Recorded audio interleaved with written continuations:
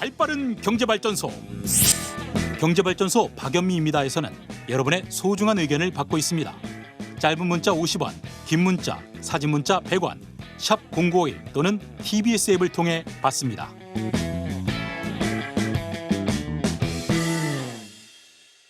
네, 오늘 하루는 아마 미나리의 날이 되지 않을까 싶은데요. 이게 증시와도 무관치가 않습니다. 작년에 기생충, 이 수상 소식 전해지자마자 바른손 ENA 같은 관련 주가가 상승 곡선을 그렸고요. 미국 제작사가 브래드 피트가 제작자로 나선 영화잖아요. 미나리. 요 관련주 부가판권 계약 맺고 있는 것들도 상당히 오늘 긴장감 가지고 증시 지켜보지 않을까 싶습니다. 자, 그 사이에 손님 오셨네요. 눈높이 공부방. 이번 주에는 지난주에 이어서 합리적으로 대출받는 방법 알아볼 텐데 그중에서도 나랏돈 대출받는 방법, 이 자격 요건만 갖추면은 굉장히 조건이 좋은 것들이 많거든요. 행복자산관리연구소 김현우 소장과 알아보겠습니다. 안녕하세요. 네, 안녕하세요. 네, 지난주 이 시간에 우리가 어떻게 비교해서 대출 받으시면 좋겠다 이거 배워봤는데 네. 나랏돈도 대출을 해주잖아요. 어떤 것들이 있어요? 네, 일단은 가장 우리가 대출 받을 때 큰 부담이 주택담보대출이죠. 그렇죠. 예, 주택담보대출, 뭐 나랏돈 대출이라고 말씀을 해주셨는데 사실은 나라에서 뭐 보증하거나 기금으로 이렇게 살짝 빌려주는 것들입니다. 근데 아무나 해주는 건 아니고 기본적인 요건이 소득이 적고 자산 규모가 적고 또 대상 주택의 가격이 쌀수록 그런 혜택은 좀 늘어나는데 여러 가지가 있어요. 크게는 세 가지라고 볼 수가 있을 텐데 제가 말씀드리는 순서대로 알아보시면 된다. 일단 1번 디딤돌 대출, 2번 보금자리론, 3번 적격대출. 이렇게 말씀드리니까 무슨 퀴즈 같네요. 네. 네, 1, 2, 3번 순서입니다. 일단 디딤돌 대출이 먼저인데요. 부부 합산 소득이 연소득 6천 이하 혹은 생애 최초라든가 신혼부부라든가 두 자녀 이상이면 7천까지도 가능합니다. 연소득. 요 안에 들어오고 요건 이제 세전이에요. 월급 명세서 받기 전에 뭐 뛰기 전에 것들. 그리고 순자산은 3억 9,400만 원 이하 올해 기준이고요. 특징은 주택을 구입할 때만 이용할 수 있습니다. 그러니까 이미 갖고 있는 대출을 이걸로 갈아탈 수는 없어요. 예, 신규 대출만 가능하고 금리 같은 경우에는 10년, 15년, 20년, 30년 이렇게 상품이 있는데 이 기간이 짧을수록 쌉니다. 금리가. 최저 연 1.85%에서 최고 2.4%인데 요게 고정이에요. 아까 말씀드린 기간 동안. 그러니까 사실 금리가 요즘에 오르는 거 부담되잖아요. 네. 그런데 금리가 아무리 올라가더라도 내 주택담보대출에 발생하는 원리금 상환액은 매달 고정적이니까. 괜찮네요. 예, 네. 그래서 사실 뭐 아이를 출산할 때 우리가 맞벌이에서 외벌이로 전환되고 이럴 때 크게 이제 소득 규모가 바뀌잖아요. 그럴 때도 사실은 좀 문제가 없고 미래를 좀 잘 그려볼 수 있는 대출이라고 볼 수가 있겠는데 여기까지는 좋죠. 네. 근데 문제가 대상 주택의 가격이 5억 원 이하만 가능합니다. 5억 원 이게 공시가격 아니고 시세? 시세죠. 시세 예. 5억 실제로 원. 이 거래되는 계약서에 가격, 쓰는 그렇습니다. 그러다 보니 이제 서울 주택의 아파트 5억짜리가 어디냐 하실 분들 계실 텐데 그렇습니다. 그래서 조금 어렵죠. 대신에 또 장점은 LTV가 70%까지 되는데 그렇다고 해도 최대 2억까지. 그러니까 57에 35, 3억 5천이 아니라 네. 최대로 나와야 2억짜리. 그러면 70%라고 하지 말지. 근데 이게 네. 주택가격이 좀 쌀수록 네. 한 뭐 3억 정도라고 한다면은 2억까지 거의 뭐 70% 가깝게까지 되는 거니까 그 규제에선 좀 벗어난다. 그래서 아까 초반에 말씀드린 주택가격이 쌀수록 소득이 낮을수록 자산 규모가 적을수록 이런 혜택들이 조금 더 주어지는 그런 규제 같은 거에서 벗어날 수 있는. 그런데 사실상 이제 5억짜리 주택을 살 때 2억까지밖에 안 된다라고 한다면 현금 3억이 있어야 되는 거니까 무주택 서민을 위한 금융상품이라고 하기엔 현금 3억을 들고 있어야 된다라는 약간 아이러니가 발생을 하죠. 네. 그리고 이제 주의를 하셔야 될 건 또 뭐냐면 이 디딤돌 대출은 대출 상담사 제도가 없습니다. 이 말인즉슨 어떤 문자나 네. 전화로 저희 디딤돌 대출 알아봐 드릴게요 고객님 이런 것들은 전부 다 거짓말이다. 오. 예, 이 디딤돌 대출 같은 경우는 중간에 대출 상담사가 가져가는 수수료 이런 것들이 전혀 없기 때문에 만약에 어떤 연락을 받았는데 디딤돌 대출로 꼬시는 전화다 거짓말이라고 보시면 됩니다. 이 디딤돌 대출은 어디 가서 알아보면 돼요? 그럼? 일단 지금 쭉 말씀드린 건 뭐 인터넷 검색창에 디딤돌 대출 바로 치셔도 되고 주택금융공사 홈페이지에 들어가셔도 신청하는 방법이 자세하게 나와 있습니다. 그렇군요. 예. 이게 누가 이거 알아봐 드릴게요 하면 그거는 거짓말이다. 그렇습니다. 요거 기억하셔야 될 것 같고 네. 한도가 좀 아쉽기는 한데 그렇죠. 그러면 2번 보금자리로는 어때요? 요거는 한도가 조금 여유가 있습니다. 일단 소득 기준도 조금 여유가 있어요. 보금자리로는 일단 소득이 7천만 원 이하, 그리고 신혼부부인 경우에는 8,500까지도 가능합니다. 이 주택 가격이 조금 높은데 6억짜리 주택까지도 가능하고, 다만 이제 금리가 조금 전에 말씀드린 디딤돌 대출보다는 좀 높은데 2.25에서 높아봐야 2.6%. 근데 여기에 최대 0.92%까지 우대금리가 가능해요.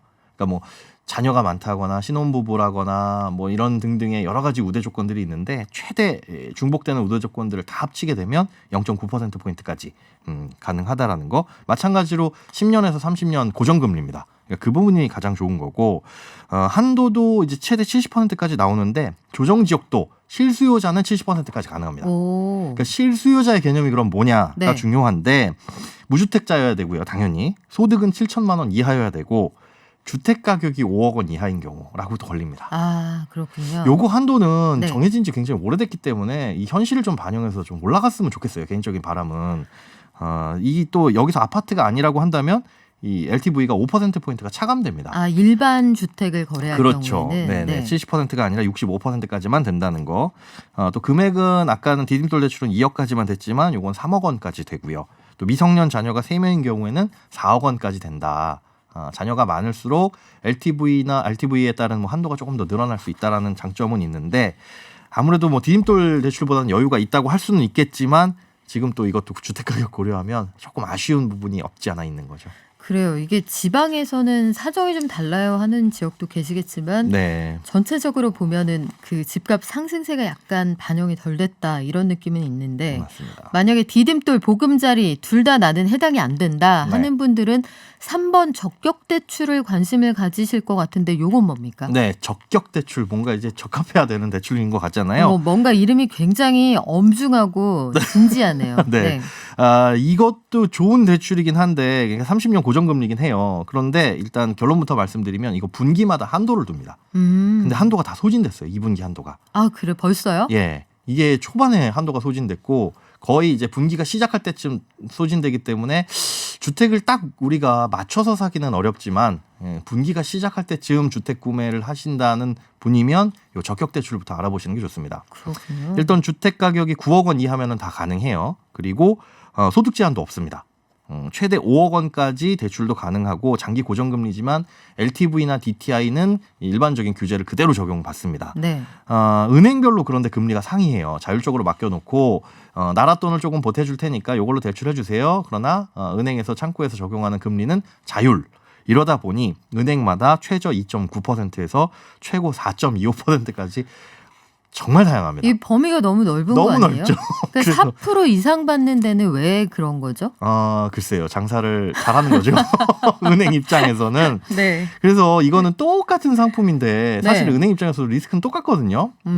그래서 우리가 조금 알아봐야 되는데, 그럼 어디 가서 알아보냐? 마찬가지로 주택금융공사 홈페이지 들어가면 네. 요 적격 대출에 관련한 이 금융사별, 은행별 금리를 비교하게 해놨습니다. 근데 실제 금리는 조금 달라질 수는 있지만 일단 그 표에서 가장 낮은 은행 한두 곳 정도 가보시는 게 가장 좋겠고, 이 적격 대출도 안 나온다거나 아니면 지금처럼 소진이 됐는데 나는 급하게 대출이 필요하다면 이제 은행의 일반 상품을 찾아보는 게 순서겠죠.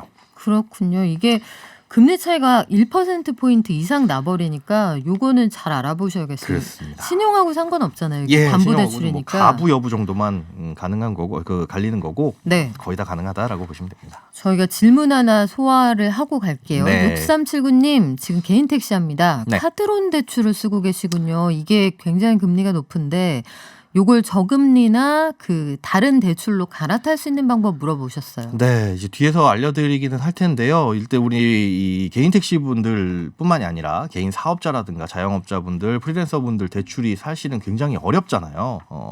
소득이 높더라도 그 소득을 다 안 봐주기 때문에 이 근로자들에 비해서 꽤 많이 안 나오는데. 네.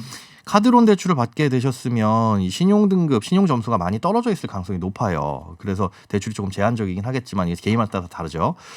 본인의 신용 대출을 가장 적합한 곳을 알아보려면 일단 서민금융진흥원의 맞춤 대출이라고 검색을 해보시면 됩니다. 서민금융진흥원의 맞춤 대출. 이렇게 인터넷 검색창에 검색을 하시면 웹페이지가 하나 딱 뜰 거예요. 그럼 거기에 들어가시면 나의 기본적인 이 소득, 그러니까 뭐 신용조회까지는 안 들어가도 되게 괜찮아요. 기본적인 소득이라든가 직업 정도만 간략하게 입력을 하게 되면 내 기본적인 내용으로서 대출이 가능한 곳, 그리고 금리가 가장 적은 곳, 한도 이런 것까지 쭉 조회가 됩니다. 그렇게 간략하게 조회가 된 곳에서 일단 금융사별로 알아보시는 게 순서예요. 그렇게 알아보셔야 되는데 우리가 대출, 신용대출, 뭐 자영업자 신용대출 이렇게 치게 되면 대부분 광고거든요. 그렇죠. 혹은 이제 이렇게 간편한 대출. 사실 카드론이 간편한데 머릿속에 이제 갖고 계셔야 될 건 뭐냐면 간편한 대출일수록 나한테는 굉장히 불리하다. 우리가 대부업 대출은 전화 한 통 하면 300만 원 그냥 넣어드립니다. 이런 네. 대출 많잖아요. 그렇게 뭔가 절차가 간편할수록 내 신용 정서에는 굉장히 악영향을 미치는 대출들이 굉장히 많습니다. 그래서 까다롭더라도 은행 방문이 몇 차례 이어져야 되고 뭐 2번, 3번 방문하고 심사를 까다롭게 걸치는 대출일수록 불편하지만 좀 이용을 하셔야 되고 지금 카드론을 쓰시고 계시다고 하니까 신용 점수가 좀 떨어져 있을 것 같은데 고기 서민금융진흥원의 맞춤 대출 먼저 알아보시는 게 좋을 것 같습니다. 네, 카드론 대출은 금리가 굉장히 높기 때문에 그렇죠. 요거는 가장 마지막에 선택하셔야 하는 방법이라는 거 안내해 드리고요.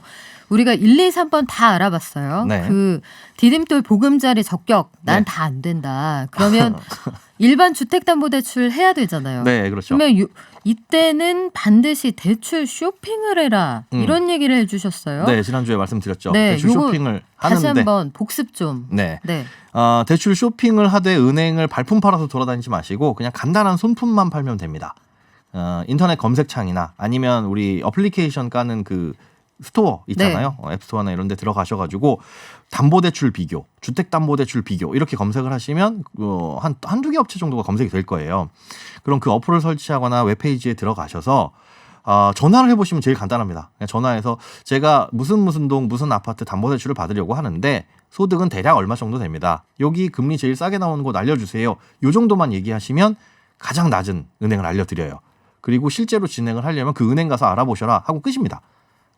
그러면 이제 업체에서는 그 은행이 주는 수수료를 일부 가져가는 구조다. 네. 이렇게 보시면 되는데 담보대출은 이렇게 검색하시는 게 가장 싸요. 저도 주변 분들한테 이렇게 추천을 해드리고 실제로 네. 알아보기도 하는데 주의하셔야 될 거. 신용대출은 절대로 불가능합니다.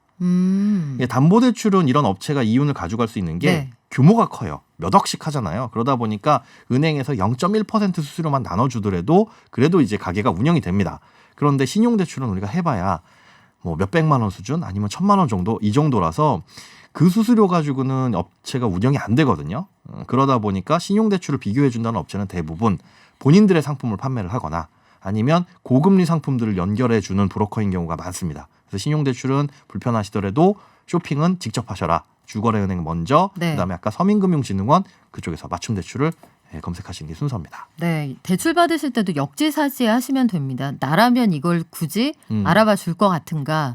9779님 질문도 그 소화를 해드리면 디딤돌 보금자리 대출 같이 받을 수 없어요. 네, 없어요. 왜냐하면 이게 그 국책으로 그러니까 말하자면 나라 돈을 좀 보태서 서민들을 지원하고자 하는 대출 상품이기 맞습니다. 때문에 한 사람에게 이 혜택이 몰아서 가는 걸 정부가 허용하지 않습니다. 네. 둘 중에 하나만 고르셔야 된다는 거 꼭 알고 계시면 좋겠고요. 전세자금 대출하는 상품도 있잖아요. 네, 그렇습니다. 대부분 알고 계신 게 이제 버팀목 전세자금 대출이라는 상품인데요. 소득 기준이 있고 뭐 자산 기준이 있습니다. 일단 기본적으로 버팀목 전세자금 대출의 틀부터 말씀드리면 만 19세 이상 무주택 세대주여야 되고요. 무주택이어야 됩니다. 이것도 연소득은 부부 합산 5천만 원 이하. 그리고 순자산은 2억 9,200만 원 정도인데 요거는 그냥 머릿속에 두어두셨다가 그냥 휘발하셔도 돼요. 기준이 있구나 정도 알아보시면 되는데 네. 중요한 거는 뭐냐면 버팀목 전세자금 대출에도 세 가지 갈래가 나뉘어집니다. 그냥 일반적인 버팀목 전세자금 대출이 있고 이거보다 이제 우대해주는 상품들이 있어요. 금리를 우대해준다거나 아니면 한도를 우대해준다거나 뭐 이런 것들. 청년 버팀목 전세자금 대출, 신혼부부 버팀목 전세자금 대출 그리고 중소기업 재직자 버팀목 전세자금 대출이 있거든요. 그중에 가장 베스트는 중소기업입니다.